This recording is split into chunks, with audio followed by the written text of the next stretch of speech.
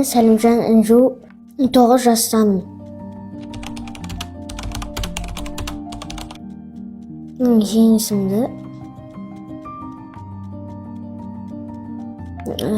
оңай болды. Өйткені мен ауылдағы балдармен ойнадым.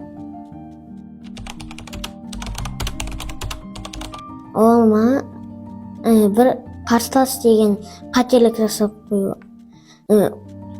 11 жастағы қызбен ойнап көрдім. Ол деген ферзіні бір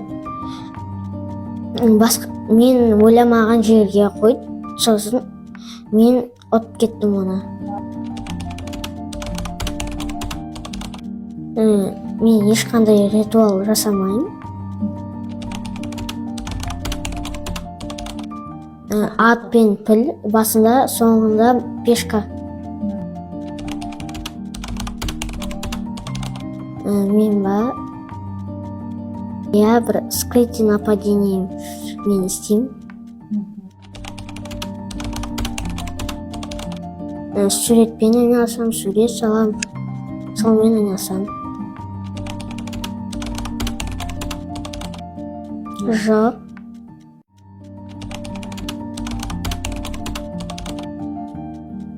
Сәттілік.